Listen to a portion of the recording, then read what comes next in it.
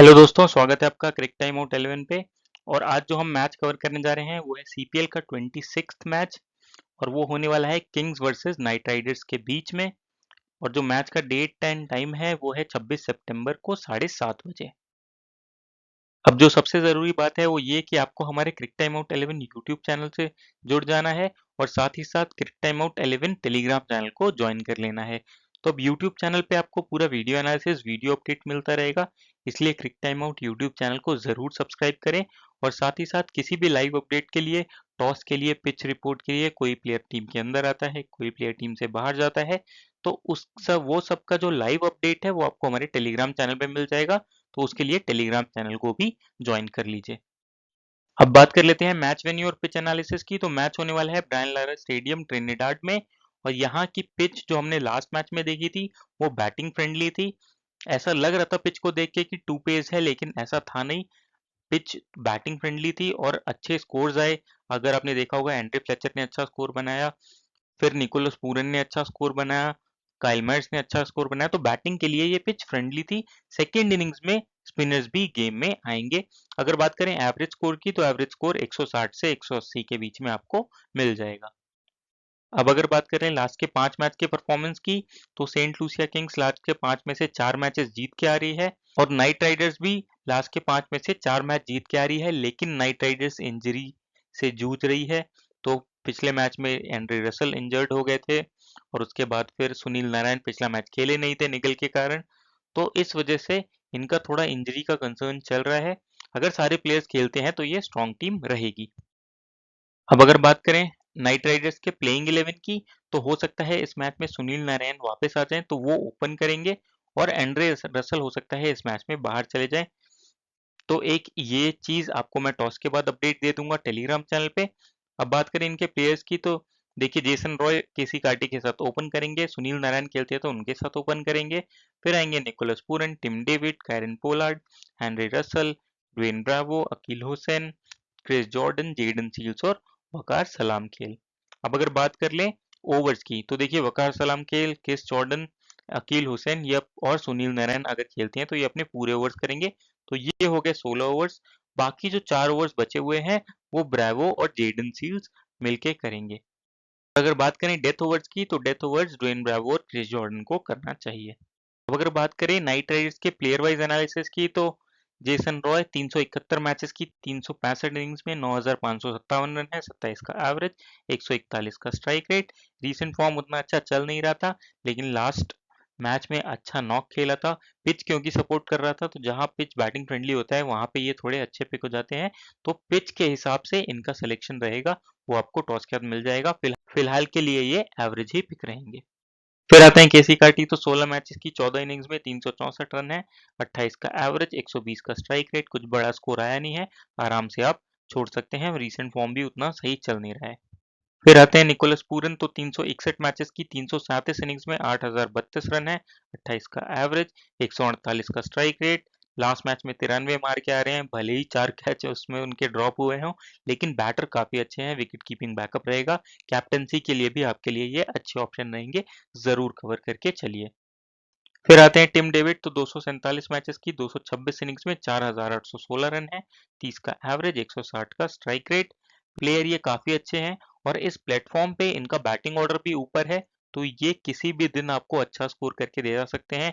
अगर batting order 4th number पे mention होगा तो आप इनको कवर करने का रिस्क ले सकते हैं, अच्छे बैटर है।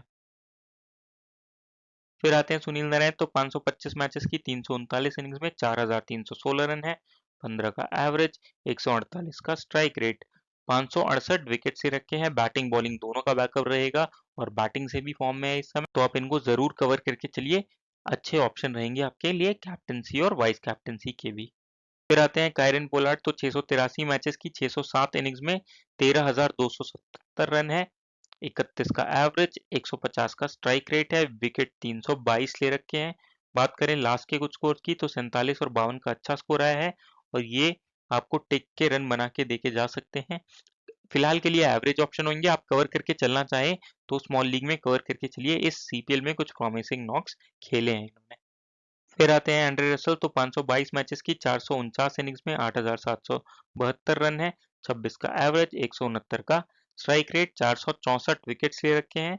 फॉर्म उतना अच्छा चल नहीं रहा है, लेकिन अगर खेलते हैं तो आप इनको लेके चलना पड़ेगा, क्योंकि बैटिंग बॉलिंग दोनों का बैकअप रहेगा। लेकिन इनके खेलने पे क्वेश्चन मार्क रहेगा, क्योंकि लास्ट मैच में पहले ही बाहर चले गए थे 2 ओवर करने के बाद। फिर आते हैं ड्वेन ब्रावो, तो 581 मैचेस की 441 इनिंग्स में 6,970 रन है, 22 का एवरेज है, 125 का स्ट्राइक रेट है, 631 विकेट्स ले रखे हैं।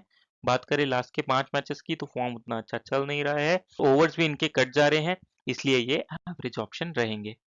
फिर आते हैं अकील हुसैन, तो 181 मैचेस की 89 इनिंग्स में 800 रन है, 15 का एवरेज, 110 का स्ट्राइक रेट है, 168 विकेट्स ले रखे हैं, और पावर प्ले में ये आपको ज्यादातर विकेट्स दिला के ही जाएंगे। One of the top wicket takers हैं ये पावर प्ले के, तो आप इनको कवर करके चलना चाहे तो चल सकते हैं। हर मैच में आपको ये 1-2 विकेट दिला के जाते ही हैं। फिर आते हैं वकार सलाम खेल, 53 मैचेस में 76 विकेट ले रखे हैं। लास्ट के 2 मैचेस से विकेट भले ही ना मिला हो, लेकिन प्लेयर काफी अच्छे हैं, आप इनको आराम से कवर करके चल सकते हैं।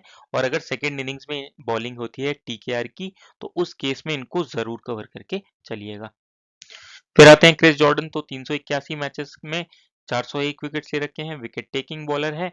फॉर्म उतना अच्छा नहीं है, एवरेज ही है अभी रिसेंट में, लेकिन इस प्लेटफॉर्म पे ये आपको कभी भी अच्छा करके देके जा सकते हैं, इसलिए जरूर कवर करके चलिए।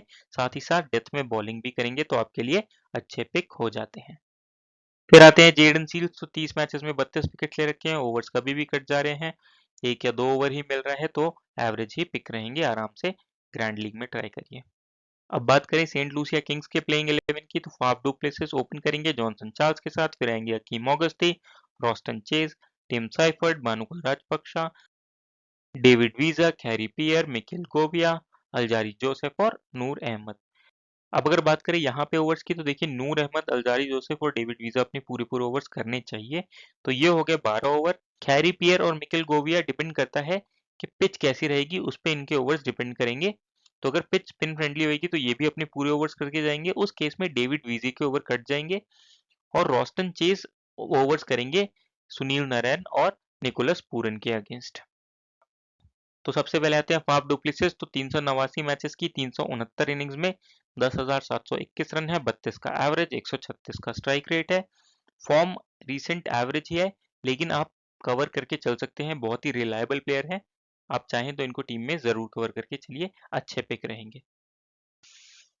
फिर आते हैं जॉनसन चार्ल्स, तो 278 मैचेस की 272 इनिंग्स में 7,045 रन है, 27 का एवरेज, 132 का स्ट्राइक रेट है। फॉर्म अच्छा है, और अगर पिच बैटिंग को सपोर्ट करता है तो आप इनको जरूर कवर करके चलिए, और अब तो विकेट कीपिंग का बैकअप भी रहेगा, तो ये आपके लिए एक अच्छे ऑप्शन हो जाते हैं।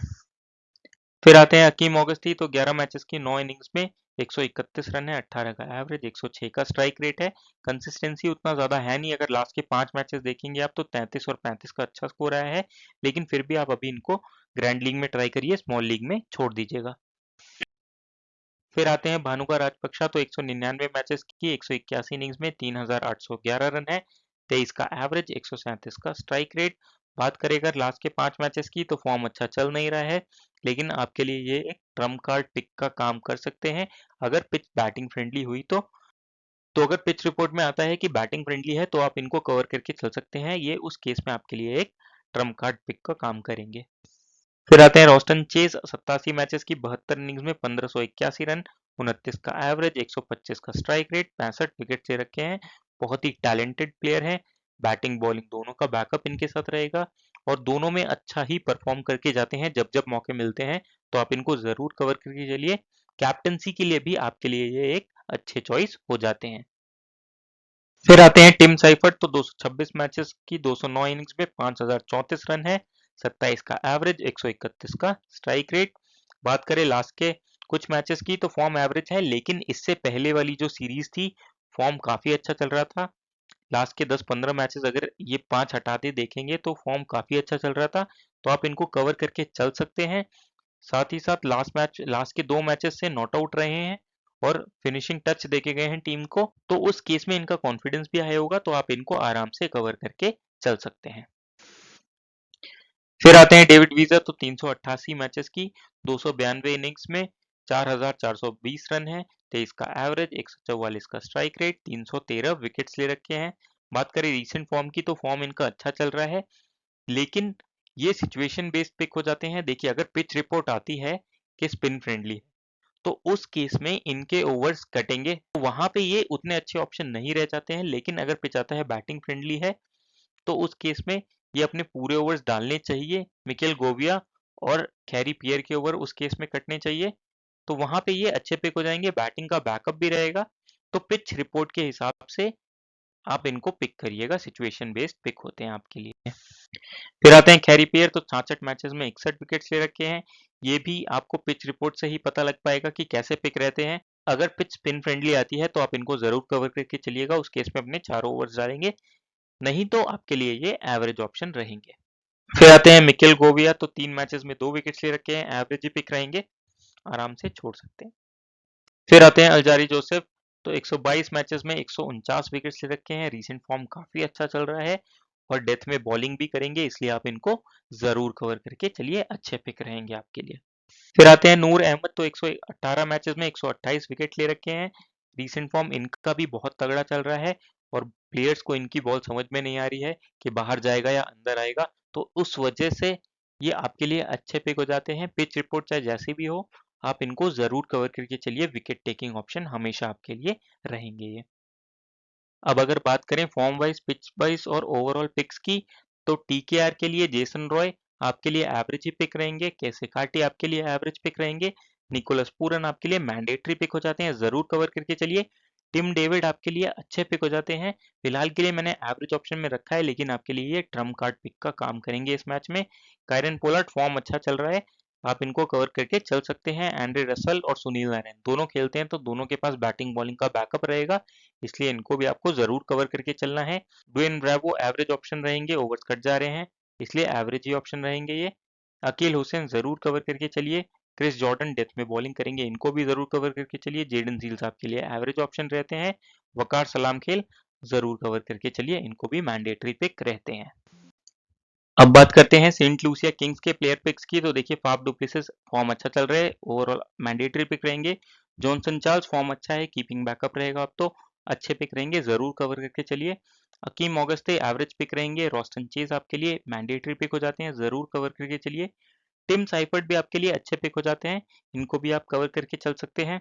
फिर भानुका राजपक्षा एवरेज पिक रहेंगे। डेविड वीसी आपके लिए अच्छे पिक हो जाते हैं अगर फर्स्ट बॉलिंग आती है तो। फिर कैरी पियर आपके लिए एवरेज पिक रहेंगे। मिकेल गोविया एवरेज पिक रहेंगे। अल्जारी जोसेफ आपके लिए अच्छे पिक हो जाते हैं, फॉर्म अच्छा चल रहा है। और नूर अहमद, इनका भी फॉर्म काफी अच्छा चल रहा है, ये भी आपके लिए मैंडेटरी पिक हो जाते हैं, जरूर कवर करके चलिए। अब बात कर लेते हैं ड्रीम 11 टीम की, तो निकोलस पूरन आपके लिए विकेट कीपिंग सेक्शन से अच्छे ऑप्शन हो जाते हैं। टिम साइफर्ट भी आपके लिए अच्छे ऑप्शन होंगे और जॉनसन चार्ल्स भी आपके लिए अच्छे ऑप्शन होंगे। फिलहाल के लिए मैं टिम साइफर्ट को लेके नहीं चल रहा हूँ। फिर आते हैं बैटिंग सेक्शन में, तो फाफ डुप्लेसिस आपके लिए यहाँ से अच्छे ऑप्शन हो जाते हैं, आप चाहें तो यहाँ से जेसन रॉय और टिम डेविड को भी कवर करके चल सकते हैं।